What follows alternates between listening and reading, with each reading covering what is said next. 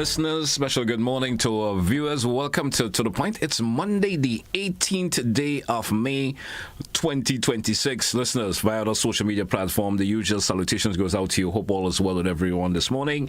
Mr. Sylvan McIntyre, Mr. McPhail, good morning to both of you. How's everybody doing? Everybody doing this morning? Good morning, GT, and good morning to your listeners, your viewers. Yeah, and good morning to you, GT, as usual, and to the GBN family.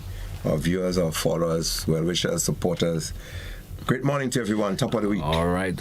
Well, I'm all ears this morning, if you could say that. I'm in that listening mood this morning. Today? Yeah, I'm in that mood to just listen to you both of you guys, you know. So you want us to change the channel? I have absolutely I could go behind the console. No problem. But I kind of saluted morning for me. The weekend was that way for me also. Just decided I ain't going nowhere. Oh yeah, there comes a time. Yeah. So that was a you time. Yeah, just took the time out to chill, relax, watch the television more than I usually do. Okay. You understand? Interesting. And it was basically that for me. Yeah. That for me. Right. And I didn't look at the news aspect. I just movied, if you could say that. Right. Okay. Just view a couple of movies that maybe I needed to catch up on, and that was basically it for me for the weekend. Okay, great. Just one of those weekends I just said, hey, the outdoors is not, I ain't participating in anything on the outdoors this week. Great. So Richard and I had similar weekend experience. Yeah. I think he would speak about his. I'll speak about mine. I give it the first go, Richard. We could give some flowers. Yeah, flowers. All right. Well, the weekend. Yeah. Thank you again. This weekend was a very lovely weekend. Yeah.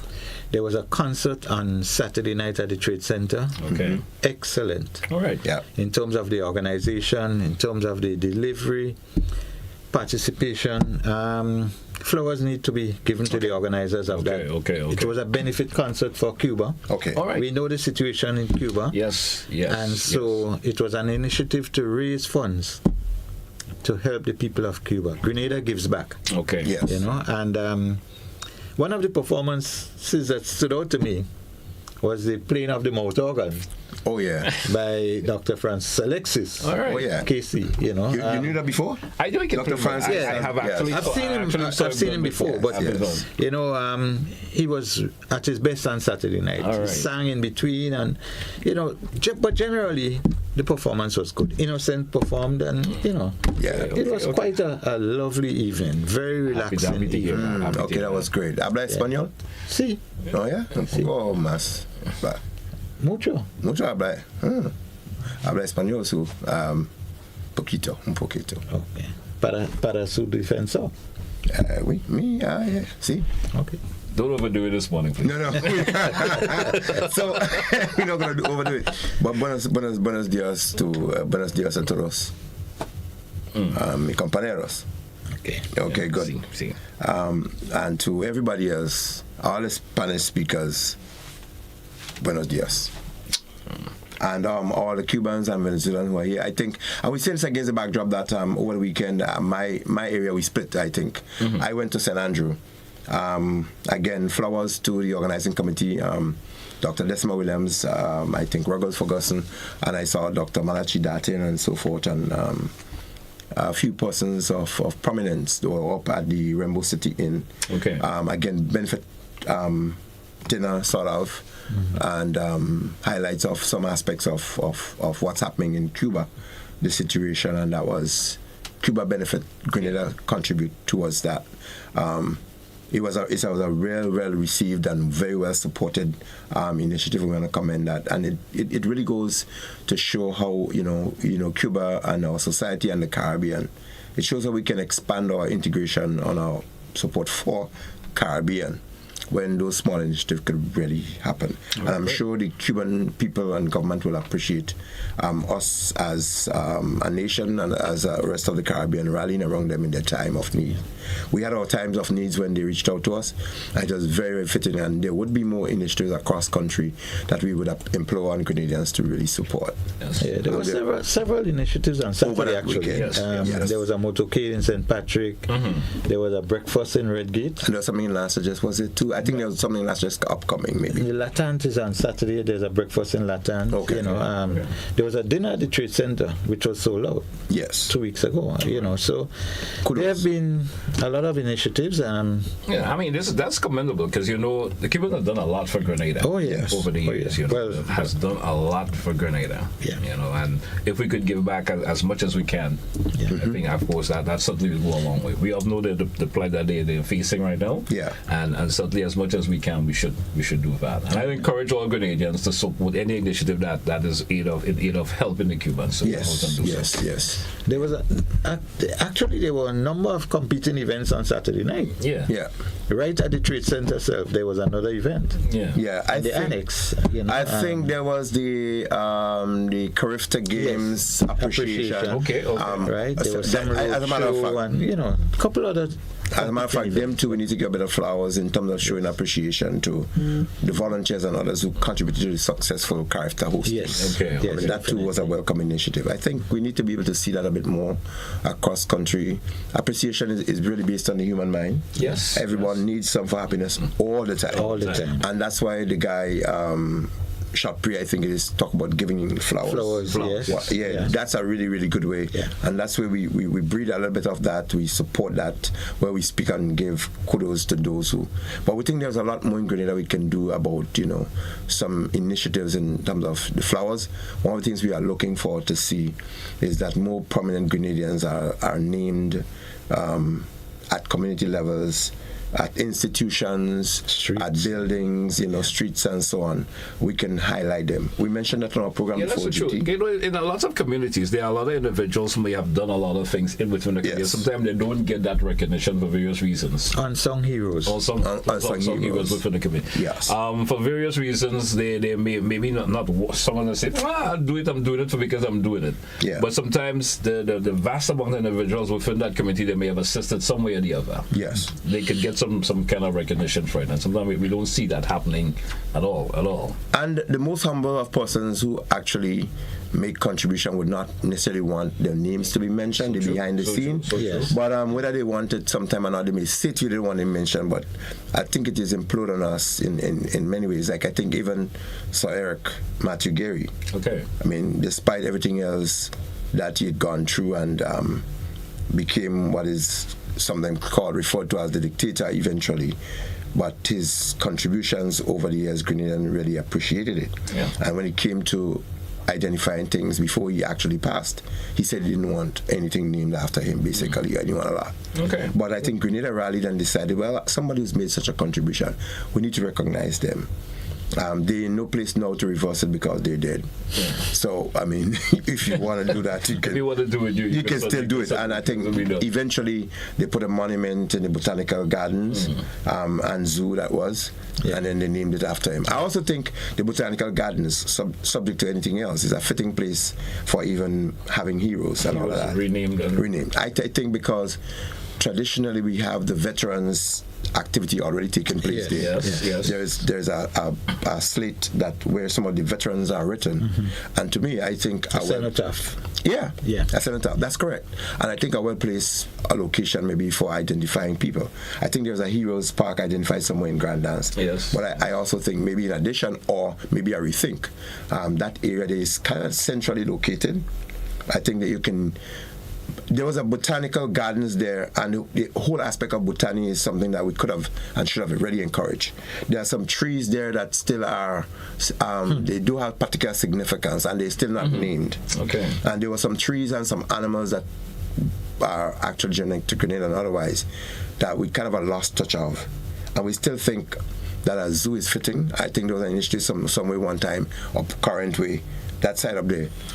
Somebody started something. What is Croshoe? Is it still? Yeah, Croshoe area. Going down to Kabiye, Lasuse area, their area. Yeah. But I still think that those initiatives could be encouraged. We have a eucalyptus tree going up to Black Forest, Vendom area. I love this started the other day. I saw someone is carving their names on the tree into the tree and stuff. I stopped by and looked at it. That's an offense, to be honest. That should be an offense. Nice of all. folks It may make sense fencing it around.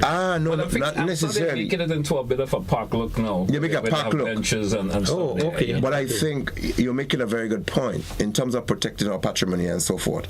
I think that they should put up a sign and make it an offense for anybody, because if you smear or mark somebody's building or otherwise, that is an offense. Yeah. And I think because it is a protected area and tree national area, anyone engraving or marking and so on, they should be committing an offense. And I think they should quickly move to doing that, or else we're going to lose the touch of that tree. That is the only one I think we have on that. I mean, I think, in my opinion, they should not have having it as an area where folks have a seat in accommodation and stuff. Right. I think that should not have taken place. So you think we lose something by the mere fact of passing, take a picture of it, should have continued and move on? Maybe. You understand? But we know you put seated area, folks. You know when areas become somewhere you feel you could recreate for various reasons. Yeah. Right. You know what can take place, and I think that's what happened. Folks are there. It's unattended, unsecured. Right. You know what happens? And then you have vending taking place. The kind of a thing that things are being sold there. Yeah, there's someone who's there already with a tray outside. Seems to be a 24-hour tray for some reason. There's always fruits and stuff on it. These things are supposed to be looked into. Right. You look into, it'll need to be looked into. You know, our program is really, we sometimes end up like watchdogs, you know that? Because we raise so many issues. And I think the essence of our program that causes it to be so rich and have this wide viewing audience is because of the varying things that we touched, and it's so very. Because I actually met a gentleman and his wife at the event in St. Andrew. Oh Lord, the name just slipped me now. With a family, husband and wife, nice people. And I met another two, and actually they said, we follow your program. All right. And they were silent followers of the program, and they said, you all are doing so well and contributing so much to. And I said, I didn't even know you guys were listening. I think Lamont, was some of them as well. Okay. I think I get that part right, and I want to say hi to them as well, because they also make the silent contribution in the background and do their stuff. And in effect, ours, they say we raise really good stuff, and our program should continue. All right, but we appreciate that a whole lot. But we due for a break. Let's take it. When we come back, we have lots to talk about. Yes, of course. But one thing I want us to touch on, may not be at an extensive way, but speeding on a nation's road is becoming a little bit out of hand. Did you know that we want that for me? We actually chose. I got sometime last week, and I'm looking at some folks who are just speeding for, and I'm not sure of the reason or reasons why. Right. But it was not for a reason of emergency or anything of that nature. Yeah. I still would encourage it if it's even for emergency. But just to go less than 50 feet away, you went off in a speed, overtake an individual just to stop there. So our substantive topic this morning would actually hinge on an aspect of speeding, because it speaks of contributing actions to accidents, particularly those we've seen over the last couple of weeks. I preempted your conversation. Nice, but good. Let's take a break. We come in right Very back. good, GT. Stay with us, folks. We'll be right back. Don't touch it out. The Grenville.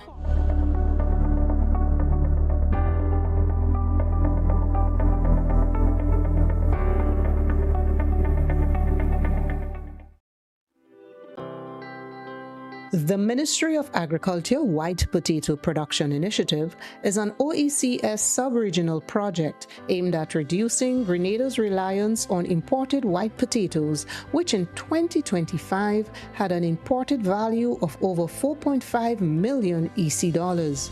The White Potato Production Initiative is part of the Ministry of Agriculture's food security drive and is being undertaken with the simultaneous cultivation of other crops such as sweet potatoes, pineapples, coconuts, carrots, and other vegetables. Other OECS countries like Dominica and St. Vincent and the Grenadines are already at an advanced stage in white potato production, with Dominica completely cutting the import of white potatoes during the first quarter of 2026. Grenada is now preparing to advance production for better output in 2027. The Ministry of Agriculture, Lands and Forestry, ensuring food and nutrition security for all. At 5 p.m. on August 5th, 1944, the schooner Island Queen sailed out of the St. George's Harbor. On board were some of Grenada's brightest and best sons and daughters. What happened afterwards remains a mystery. Where Island Queen gone? Heritage Theatre Company presents Lucy's Straw Hat, a full-length drama written and directed by Chris DeRiggs, a moving story about a family caught up in the drama of this great mystery. Meet Mammy Sylvie, a woman with a secret too heavy to keep but too painful to reveal. Asking for forgiveness for not telling you the truth. Pa John, the war veteran. Sometimes I sit here feeling so helpless, so crushed. Lucy's Straw Hat at Grenada Trade Center on Saturday 13th and Sunday 14th June, and at the Luke Cinema on Saturday 20th and Sunday 21st June. Advance tickets $60, $75 at the door. Come join us. Where Island Queen gone? This Monday on Beyond the Headlines, for 35 years, Jab Jab music has been the heartbeat of Grenada's culture. Powerful, provocative, and unmistakably Grenadian. Host Colin Dow leads a compelling discussion with Lennox Douglas, lead vocalist of Moss International, Ian Charles, team member of Jambalasi Grenada, Ali Gill, cultural commentator, and Wilt Talpre Cambridge, cultural ambassador. Together they explore the evolution, influence and lasting impact of Jab Jab music on Spice Mass and Grenadian culture. Beyond the Headlines presents 35 years of Jab Jab music. Monday, May 18th at 8:30 p.m. live on GBN Television, K105 and Facebook. The music, the movement, the legacy.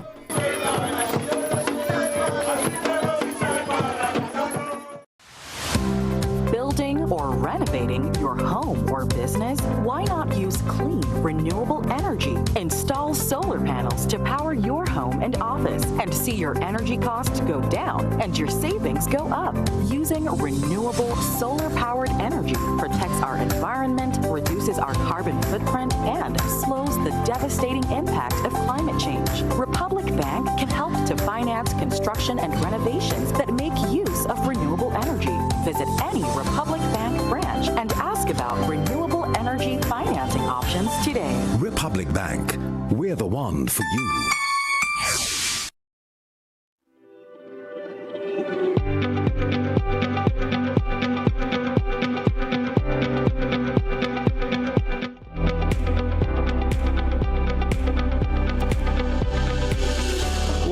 Welcome back to our listeners. Welcome back, viewers, once again to The Point, Classic Radio, GBN TV. Gentlemen, welcome back.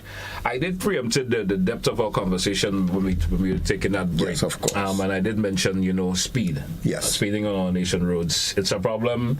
We see what it leads to from time to time. Yeah. Because a vast majority, Mr. McIntyre, of accidents on island, it's from speeding. Yes. Especially when it gets to the point where someone loses their life. Yeah. And the damages to an extent and stuff like that. Yeah. I mean, you can have an accident is not because of speeding. Right. You understand? Mm-hmm. But you don't see the extent being that bad. Right. Most time when we have accidents to that extent where someone loses their lives and stuff, and the speeding is always one of the main things that occurs. And sometimes there are individuals, also circumstances, folks will be driving under the influences and stuff like that. But a vast majority of the time, speeding is what causes it to get to the point where it's at. So you won't imagine that even before we came to the program, Shannon Paul and I were having that kind of a conversation. Mm-hmm. And almost what you said is actually part of the conversation that we actually had. Okay. In terms of contributing factors to road accidents and so forth. And the discussion covered most of the most serious accidents, the fatalities, as a result of speeding. Yeah. It's not so much of a vehicle may have lost its braking system or otherwise, or there might be environmental conditions like the weather that may have causes particular accidents and so on. But the serious ones mainly have been contributing factors to speeding. Okay. And that is something we're going to expand on the discussion later on. But speeding in itself is something that could be managed and it could be controlled. And maybe we could start off there because our main themes surround contributing factors to the accidents, the prevailing ones that we're seeing. So all indications are, and there are supporting statistics on that there has been a recent pattern in terms of we've seen a lot of accidents, and the majority happen to be minor. So you see that when the police and Sergeant Paul and the team from the traffic department, they do coverage of the overall traffic situation, and they report on traffic across Grenada, Carriacou, and PT Martin. Yeah, and you hear 10 for the day or 5 for the day. Right. But what you may hear is that a lot of them are minor accidents. Yeah. And I think similar to other kinds of hazards that impact, for instance, we have hurricanes that may create a massive havoc. But then throughout the year, you may have small rains with floods. You may have landslides. But those small rains and those small landslides that occur throughout or consistently, they may result in more economic setback and cost than the one hurricane or the storm. Yeah. And so, in reference to accidents, you may have quite a number of minor accidents, and you may have sometimes just one or two major.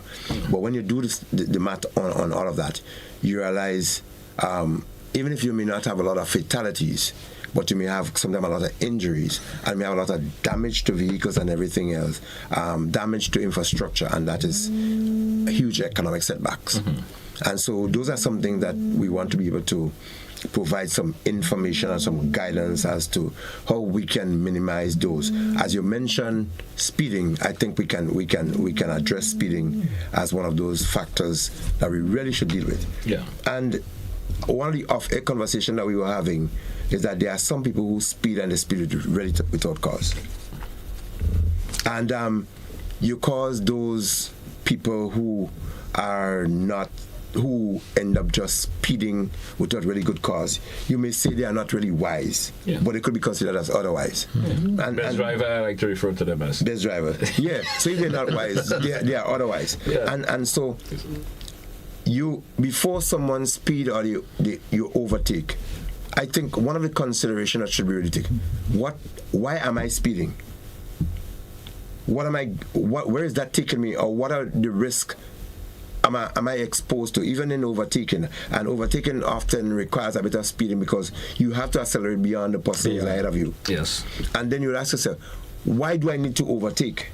And is it okay? Is it safe now for me to overtake? A lot of time you've seen some accidents occur, and there are people who try to veer away from something else because they were speeding, try to overtake something else because they thought that person was going just too slow. Yeah. And if you question a lot of drivers on the road, or people who speed, and ask them, why are you driving so fast? They really can't tell you. Yeah. And what we also found is that there's also a particular age group. Yes. There's a particular age group, and they range between the just receiving the license and high 30s, technically. Have you ever had the option where someone took the horn at you because they thought that you were going too slow? The what? Yes. They thought that you were driving too slow. Too slow. Right. So they're tooting their horn at you to make that maybe they want you to accelerate. Yes. They do. Absolutely. You know, I was wondering why. Why do I need to go beyond that speed? So you tooted at me because you think I should accelerate more. And that makes no sense. And you know what happened though? We mentioned the age category that happens to be between the newly received license and the persons in their 30s high and so forth. You get beyond, and people say life begin at 40 or other, maybe a different kind of a reason. But I believe that life begins at 60 technically.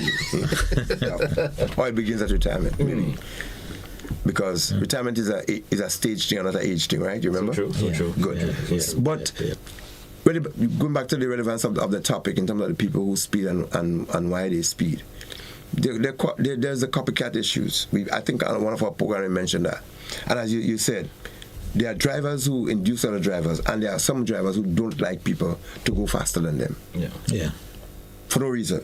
And when you look at some of the accidents, there are few of the accidents that occur where speeding is a factor, or the key factor, and that speeding made any sense. Yeah. I will give you an example. Last Wednesday, coming through Springs, right? There was this guy, hazard lights on, blowing everybody, trying to overtake on the humps and everything because he has an emergency. Right. I was going to the hospital. Yeah. I got to the hospital. I left the hospital. I didn't see him arrive there. When we got to Tantine, he went up the lane. And I'm happy that you mentioned use of the hazard lights. Yeah. I don't think a lot of people understand, and there are some bus drivers now. Have you seen them? Yes. Yeah. Yes. They put on the hazard light. It's a new style. A new style of racing, and I think the police should become a bit more vigilant on that, and sometimes maybe find people, especially when you see a commuter transport, one of those small vans that transport people. It is moving with its hazard light. You see them going down Grandance, right? And there's the traffic on hold next to the Radisson. Mm-hmm. And they will be coming from the market in direction from the cemetery end towards Grandance. And they would overtake that line of traffic with the hazard light. Get to the middle, overpass and go forward. Mm-hmm. Yes.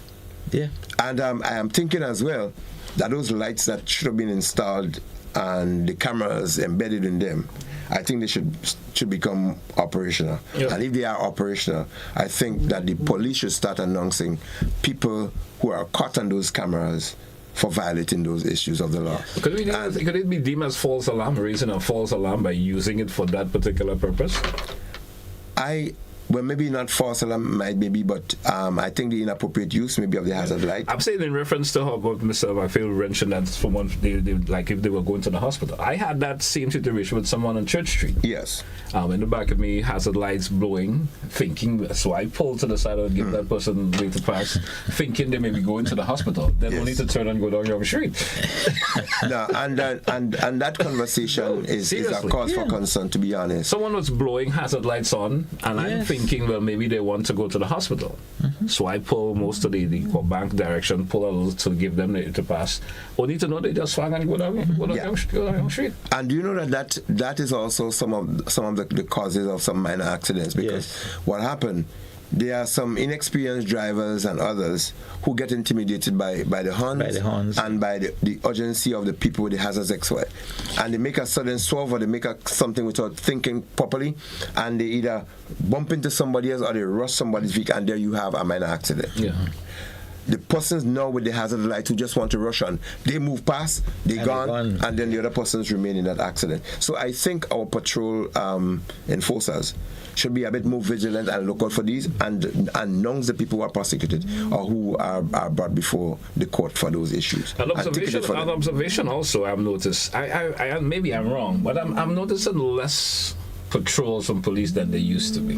Right. I'm not sure if it's a transportation issue and stuff like that. But there was a time there were more police on the roads doing patrols. Right. So what you notice now, especially at nights, you may see a police driving at a low speed, or they're just cruising around, I guess, doing patrols. But sometimes you barely see that happening. I've noticed since after the COVID, I don't see that as happening as much.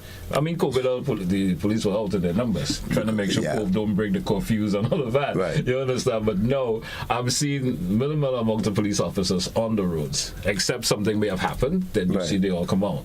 But maybe everything is peaceful then. So I'm maybe not that quiet. I am smiling because I think police might be maximizing the use of AI, which may be an aspect of even using the drones to assist them in their patrols and gathering information. So they might you might see limited presence of uniformed persons in particular areas, but maybe they may have the technological ability to capture and cover some things in areas. But is it deterring individuals from doing what they're doing? Because a drone does not mean you could get a police officer in that particular location in a quick time to respond to that they may see, but the officers may be at another location at the time. So it's just I don't know if the police's response to emergency is so slow or otherwise, or we have the magnitude of emergency that require them that is not there in sufficient time. I think an angle we should be looking at more is the preventative measures and the deterrent factors. That's why I'm saying the patrol should be there. And that could be a deterrent. But if also you are incorporating and maximizing the use of technology, and people understand. I've seen places outside of Grenada and in the Caribbean where you have limited police, but people understand that they are being watched because it's been policed by not police presence. Yes. Because another aspect of the police is technology. And that's why I'm saying we should leverage technology to be able to maximize our enforcement measures. In that, if we start using, that's one of the things our foundation is trying to do. And my intention is to be able to have this discussion with the transportation. I had a little thing on it recently, so that we could maximize and leverage technology. The signage that we're speaking about, which is also one of the factors identified as contributing to accidents because people don't pay attention to them. So we believe that we could have more of those and have more electronic means, and there are people who are willing to do that. Yeah. But it's a different discipline, you know that, right? When it comes to Grenada, for say, especially having these drones and things like that. Countries made the way it works, I will think the mentality of the individuals in those countries may have a different discipline to us in Grenada. Well, I'm not bashing us as Grenadians, but you know we have a different perception in terms of how we see and do things. Well, I think change is one of the hardest things to adopt and to adjust. But you don't know until you know that you don't know. So so it is always good to make a start somewhere. But I think Grenada is advanced in terms of its size, its population in a lot of different ways. But we are advancing ourselves maybe in crime and some things as well, and accidents in some ways, the negative side.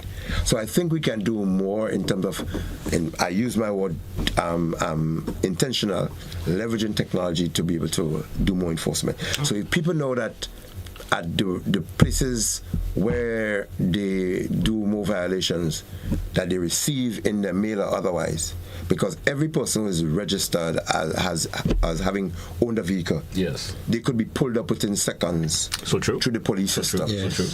We could find out who and I say we because I still feel I'm a police, right? But is it too slow in terms of the implementation of these things, Mr. McIntyre? I think it's very slow in terms of the implementation. I think we have gotten to a stage where we have approximately over 60,000 vehihicles. We do have over 60,000 vehicles. And you should think, well, now that we have that amount of vehicles, we have to do more in terms of the surveillance and stuff like that. And you would think as well, because we have more information and more people complain about particular things, that we should increase. Our pace in accessing certain things. So for instance, that's why my thinking pattern is going. The speeding that you mentioned, I remember there was one time when the cops used to be along some streets with the little radar guns. Pointed. Well, they don't use radar guns like that anymore too much. I don't know if the last time I had a conversation with them, they were in need of some of those, and our company was trying to source some of those that we can provide them with. But I also think that you can have those fixed systems outside of the officers. There are poles and places where you can have fixed them. And you could get the speeding. Technology is available. It's available for that now. So, is there a lack of it, or we are not prioritizing it? I was looking at, not the community, but I was looking at in Trinidad and Tobago. They have just introduced that, where it's unmanned cameras. Yeah. That could read your number plate clearly, and the speed at which you travel in a particular area. These cameras are unmanned. There's no one sitting there watching it, looking at you, but it's from a remote location, and they can detect your number plate, and you can get those mail, your ticket in the mail or whatever. I mean, I think that what we see monies have been spent on sometimes, these monies could be spent on producing these things. Yes. You understand? Yes. Because we at a level now where the country at a level where I think these things need to be implemented. Yes. And this is why I think that the overpass on the Morris Bishop Highway should be built in very short time, and there are a few cameras that should be attached to it in both directions that can also help you with the people who approach that area with particular speeds. And in addition to that, the electronic boards that should be inbuilt, reminding people of the miles per hour they should be driving, and also some safety tips included. Those are some areas that are really due for those kind of things. And I wish somebody could call after this program and say, we are going to give you $250,000 to your company or to the Road Safety Foundation to be able to assist in that. So because some people at times do not like to contribute, they say, to the national coffers in that way, because they think it may not be spent on what they intend.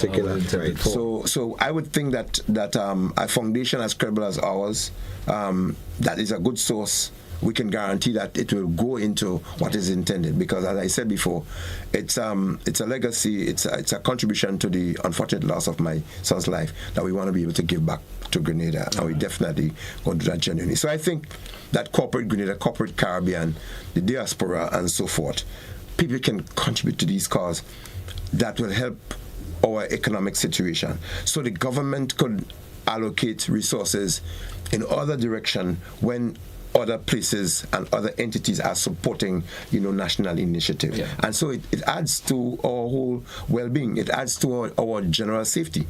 A lot of the information that sometimes I provide, they're not sometimes generated by me.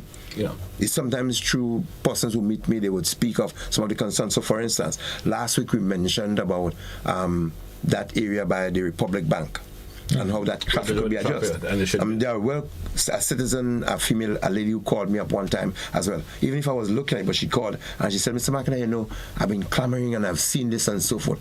And I said to her, yes.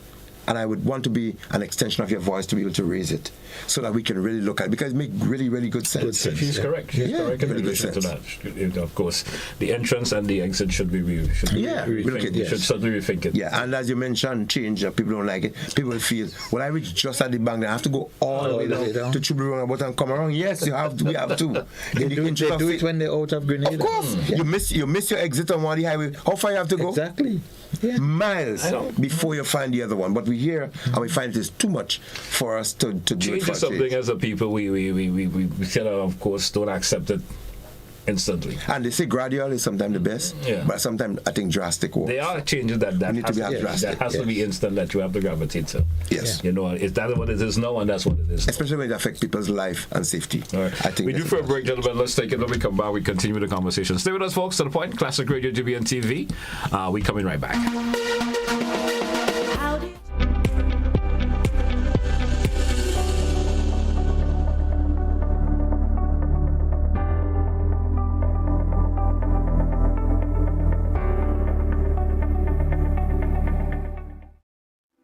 Hi, this is Ruby from Chinese Embassy. We will be part of the GBN King of the Grill on May 30th.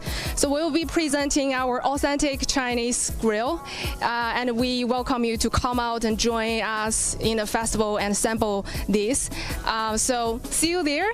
Fire up the coals, bring the flavor. It's time to crown the King of the Grill. Maggie King of the Grill 2026 is calling you. Think you got the creativity, the skills, and the fire to rule the grill? This is the ultimate showdown for chefs, backyard masters, and the food lovers alike. Step up, show your talent, and claim your spot among the best. With over $5,000 in cash and prizes to be won, the stakes has never been hotter. Happening Saturday, May the 30th. Register now. Call or WhatsApp 407-8458. But hurry, registration close April the 30th. Don't wait. Bring your fire, bring your flavor, and bring your A-game. Maggie, King of the Grill 2026, where champions are made on the grill.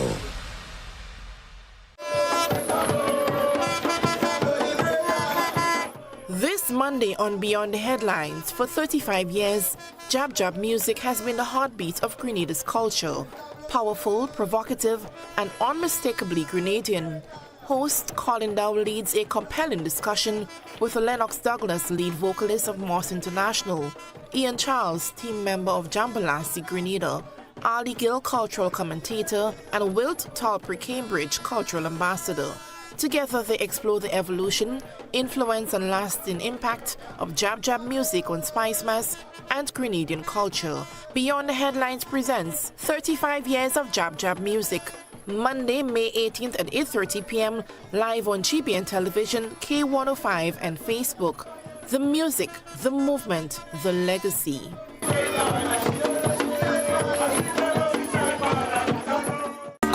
Get ready for the grand finale of the athletic season. The Whitsuntide Games 2026 take over the Kirani James Athletic Stadium on Saturday 23rd and Sunday 24th May from 9 a.m. daily. Witness 2 days of electrifying track and field action as top athletes from St. Vincent and the Grenadines, Trinidad and Tobago, Antigua, St. Lucia, Guyana, and more go head-to-head with Grenada's finest speed, strength, and regional rivalry. rivalry once more. All in one place. Admission, finish line, $30. Main stand, $20. VIP, $150 for 1 day and $200 for 2 days. Don't miss the final local athletic meet of the season. Be there for the Whitsuntide Games 2026 as the season ends with a bang.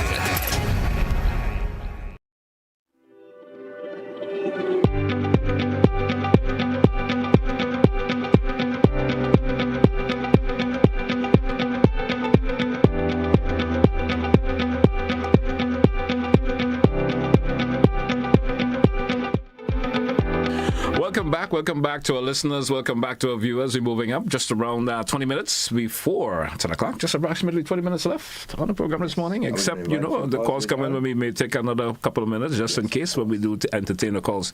Well, we continue our conversation on speeding and so forth, and the contributing factor. Yes. We talk about speeding and we talk about, the police, and they have to be put into the conversation in relation to that. Well, we can exclude them. And I'm not sure how you folks would be feeling about it. From time to time we see the checks that are taking place with the police. Yes. In areas and so forth for speeding, and you're not wearing your seatbelts, and your vehicles may not have the proper licensing, insurance, and so forth. Our problem with that, my problem with that, I should say, is the inconsistency. Right. The inconsistency. It starts and it stops. Yeah. There are areas where there are no parking signs and people continue to park. Yes. Mm-hmm. Someone may have gotten clamped there 1 or twice, and then it continues and you don't see nobody getting clamped again. A few months ago, there was a vehicle on a particular hill that got clamped. I'm sure everybody saw that. It made the news. And the vehicle continued to be parked there. So, is it an arrangement made with the police in terms of their parking there now? I'm just asking that. Is there an arrangement made now? One caller called last week about a place in Grand Anse along where somebody is parking on the sidewalk. Every Sunday, he said that person parks there all the time. No, they park during the week. And they've been clamped more than once. So I'm asking if an arrangement that made with the police so that they can continue parking. So do they pay for the clamping? Well, you have to pay to have it removed. Yes, you're supposed to. But they continue with the inconsistency. If someone has been clamping and is costing you $200 on a daily basis because you've been clamped, would you need to stop doing it? Well, I guess the person will weigh the amount it costs them to bring it elsewhere. And let me figure that. I remember one time somebody said, it is cheaper to park my vehicle at one of the parking lots than to park it someplace. So they prefer to pay the money at the parking lot because the price is very reasonable. I do that all the time. I prefer that than dramming my vehicle in some corner or somewhere on the street where someone could scratch you or something like that. So I'm not saying it can happen in the parking lot. It can happen too. It can happen too. But it takes that stress off of you. So maybe the person who's getting clamped and paying how much to release it, maybe they figure it's easier to get clamped than to bring it some places where somebody might break the windscreen. So you don't know. We're laughing at this, but these are serious things. I wanted to chime in on the point which you made in terms of the inconsistency of enforcement. Yeah. That in itself. It makes enforcement and law enforcement look laughable when you can only do things at a particular time and when your actions are predictable. When you know, well, okay, Carnival is coming or this is coming, we're going to see the police doing our checks. And police will be out at a particular time. So let us stay inside because we know after this hour they won't be there. And we know they walk up to 6 o'clock and even outside get dark, they wouldn't be so many of them outside. Right. So they're going to come on. And we know on weekends, a lot of them will be home, they don't have weekends and so on. So let us do things on weekend.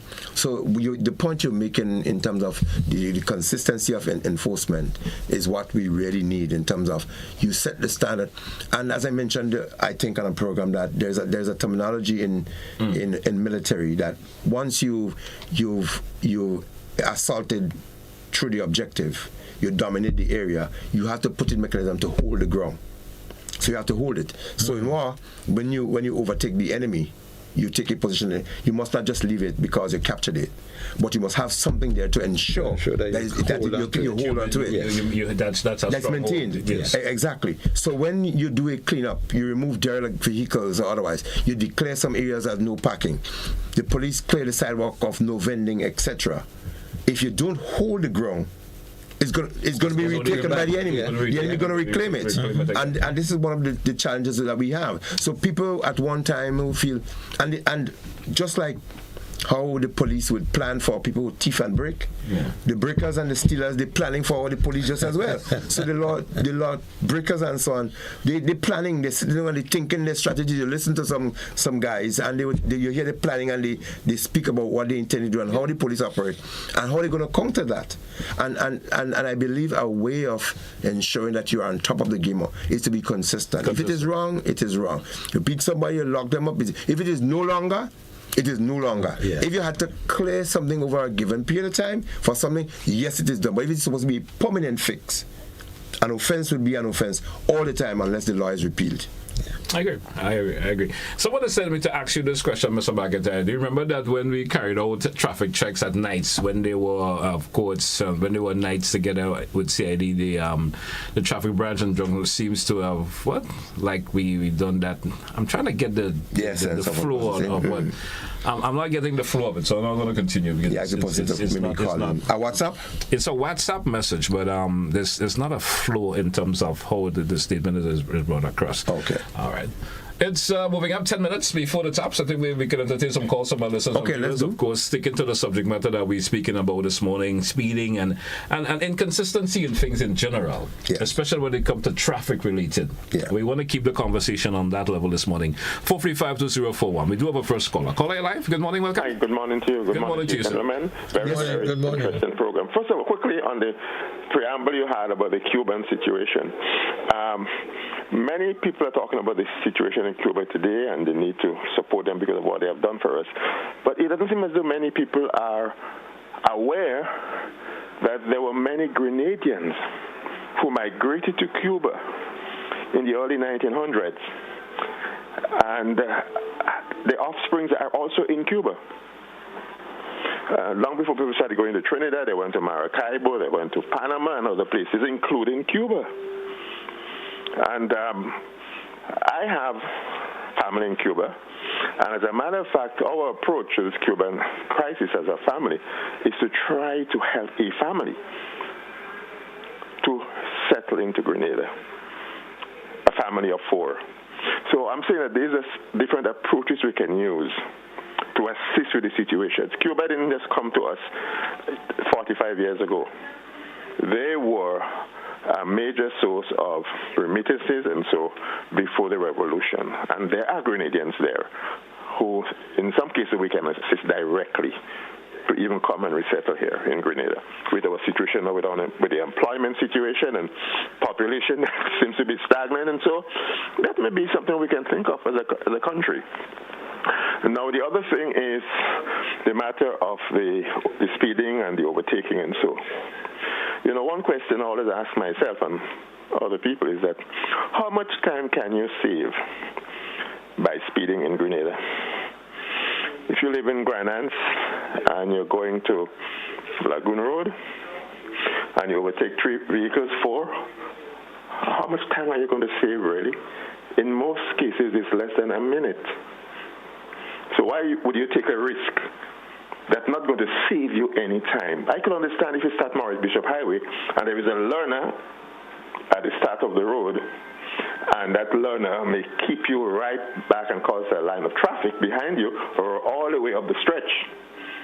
And the problem sometimes is not just you, but those behind you who may be trying to overtake you and that learner and the kind of drama it may cause. So I could see you trying to overtake that person quickly, get ahead of them, keep the traffic moving. But in many cases, the overtaking, the risks, and so, to me, they are outweighed by the little time that you receive by overtaking that person. And that's all I would like to add this morning to what you've already said. Thank you so much. And a little bit on the Cuban influence in Grenada. I really support that because on same Friday night I met a lady there from Cuba, and she said her grandmother was from Grenada. Well, my father actually had 2 uncles who migrated to Cuba and never came back. So that's good. So we do have that long-term tie that we should maintain. All right. Yeah. We have a WhatsApp caller. WhatsApp caller, you're live. Good morning. Welcome. Yeah, morning. Morning. Good morning. Go right ahead, please. Morning to your listeners and the viewers. And morning to the esteemed guests, Mr. McPhail and Mr. McIntyre. In fact, I want to endorse what Mr. McIntyre said in relation to following on the first caller about Cuba. It's unfortunate, though, that even our attitude generally have been influenced by other people who wanted to always strangle Cuba. And we have come a long way in having a more humane, more realistic idea of an approach to the Cuba. Don't forget, when the first set of students came back from Cuba, they were deprived, they were denied, they were frustrated from going entering into the various professions. But that is behind us now. So I think maybe you folks could organize maybe the next program. Let's deal with it for instance, from what we could learn or have learned from the Cubans in terms of how they deal with natural disaster or disaster response.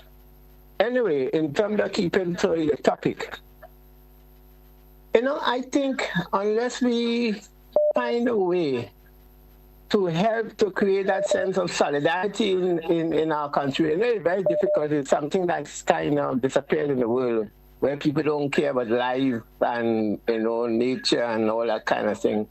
But maybe we could develop a scheme where we, on the positive side, appreciate people for taking care while they're on the road, even whether they're drivers, whether they're pedestrians, and so on. And also find a way of naming and shaming people who behave reckless on the road, because unless we do something, especially I am concerned as someone who is entering into elderhood, who have entered elderhood stage of life. When you're not able to move as fast as you were able to do, and the reckless way that people drive, and I mean, they've been doing that for a few years now. We need to do something, and I'm suggesting that unless we take a community development-led approach, where people know each other, for a large part, we don't know each other anymore. Especially, the generational divide. We need to find a way that people, when they see one another, they're going to see themselves in the other, or they'll see the relative and so on. So they wouldn't want to do anything negative. But we had to bring people back home to themselves. They're not at home. That's why they drink and they smoke and they gamble and whatever. We need to make people be more at home. Thank you. Thank you. Thank you, caller. Thank you so much. We do have another caller. Caller, you're live. Good morning. Welcome. Morning, gentlemen. Yes, sir. Good morning. Morning across the board. Yeah. Morning. We have to be brief when we're making a comment. I will be very brief. I wonder if any one of you all are familiar with the Holland Tunnel in the United States. It has 2 lanes underneath it going towards the New Jersey side. But you have 6 lanes coming to go to that tunnel to go over to the other side. Now, 6 lanes, imagine that, and from 1 to 6, they're roping. You're roping. This one go, number 2 go, number 3 go, number 4, 5, 6, and they go all over again. Each driver understands what's taking place there. This thing by courts day, with you have a warden day, not because they like it, but in times of when the traffic is tight coming down Young Street and coming across the carnage, you forget that. Let one from Young Street go. And you would ease up on this. You're waiting this side for that side and the other. Now, yesterday, I had an incident with a driver all the way from Wall Street, and that driver is going down at Pandy Beach. People behind me blowing. 2 vehicles in front of me, and they have hazard light on. And they're not easing up, even though you have a problem, your vehicle is mechanically damaged. Pull on the side, you never know. Somebody might be bringing medication for somebody. Pull on the side, and ease up the traffic, and then go your merry way. It's simple as that. But you hold people behind you hostage to a point, that's my taking, and until you reach where you have to go, and that's it. we have to have consideration on the road for other drivers. And then we're talking about people speeding, people want to overtake, people honking. But we as drivers, we have to be mentally aware that we might be hambugging somebody behind us. That's on that side. Now, this company in Boucherville, they have a set of big SL truck. They are offloading a badge yesterday on the port. I have no problem with that. But come on, these big trucks and them is all the way speeding just the same, and nobody in authority paying attention to it. Not because they want to offload the bad freight going merry way, but come on. Anyhow, I'll leave that there for now, gentlemen. Yeah. Thank you, sir. So let me just compliment your statement, some of what you said. Common sense, initiative, and good judgment sometimes is not always taught at institutions. And so obviously some of the people who behave in particular ways on the streets, they probably lack a lot of those. And we're hoping that more societal community engagement and more, family raising knowledge and etiquettes and all these things could be inculcated a bit more and become like one caller called one time. Remember we taught civics in school, civic awareness and so forth. We should emphasize a bit more on that. Is it going to result in producing better citizens, better drivers on our roads, and better workers at our workplaces? I agree. I agree with that. We do have another caller. Caller live, WhatsApp caller. Good morning. Welcome. Good morning, G, and good morning to your guests. Good morning. Good morning. Mr. McIntyre said something like common sense. And I remember a time a guy rented a vehicle and he came and checked me. And we went on a little party. And the man put in the gas. So I said, brother, where are you rushing to go? We're going to an event. The event is not moving. It's not going anywhere. So where are we speeding to get there? Nah, man, I could drive. I said, bro, here's what happened. If you meet in an accident and I'm not damaged, fine.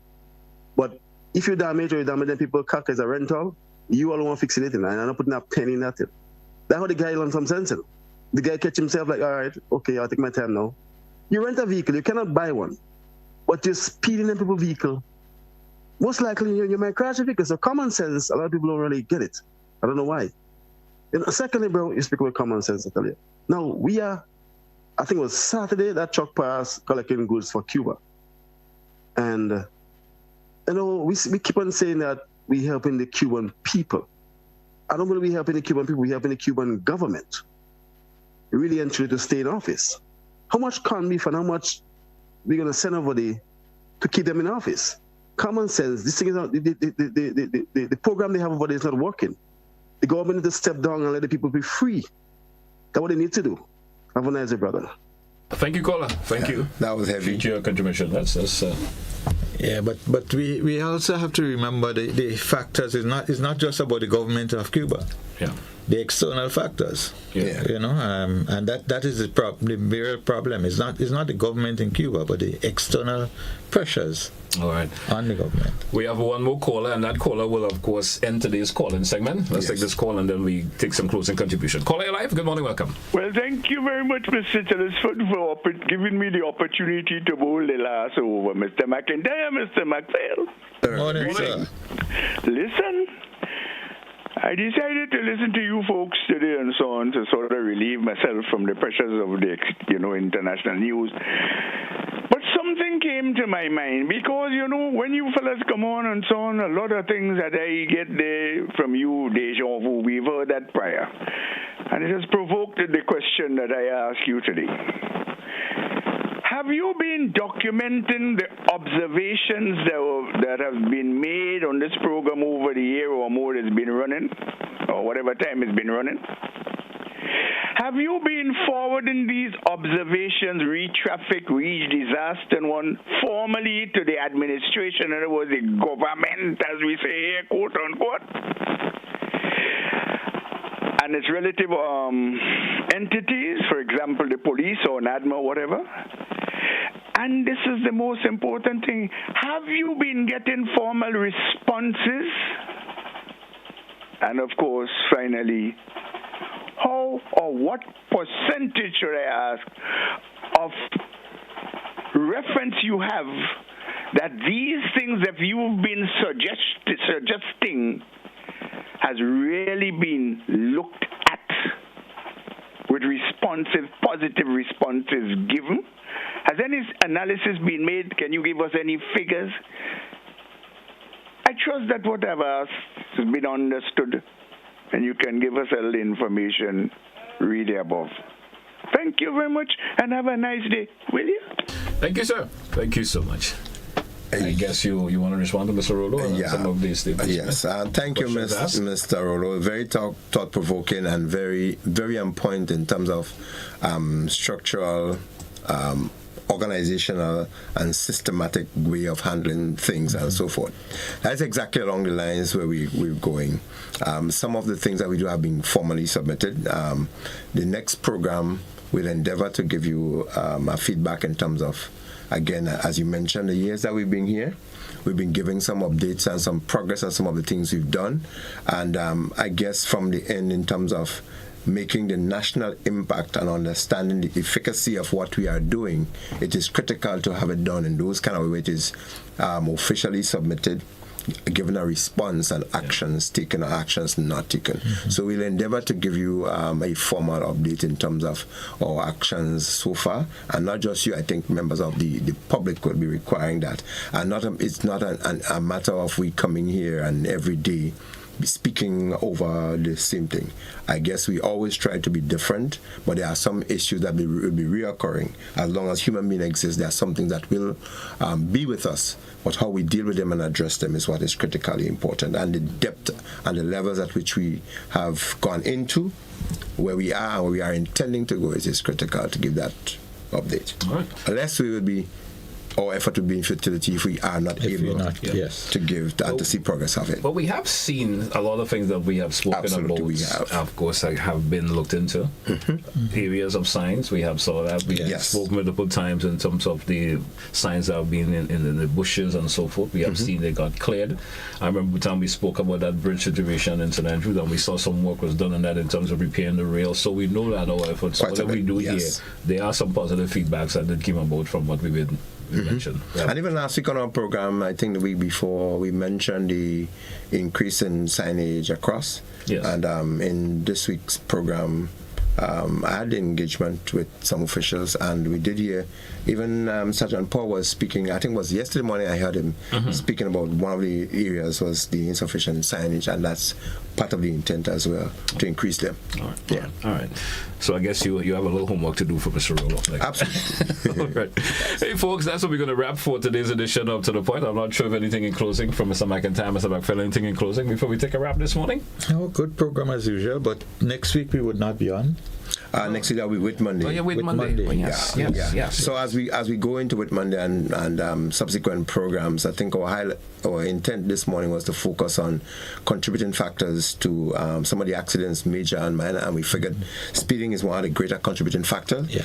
Distraction while driving has been the other, and ignoring or not adhering to signs and signals on our road streets have been some of them. But as we go into it and we build into the preparation for Carnival, Spice Mass 2026, and we're going to have the Jab program this evening on Beyond the Headlines as well. Yes. It does have its implication for road safety in terms of the use of oils and other substances on our surface ways.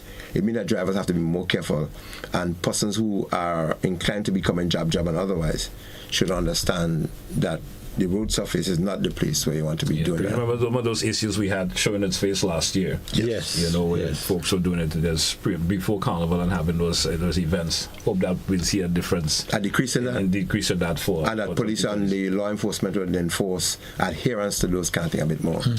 Well, I do have a representative coming on the program on Thursday of this week. Certainly, that's one of the conversations I plan on bringing up with them to get that particular feedback in terms of that.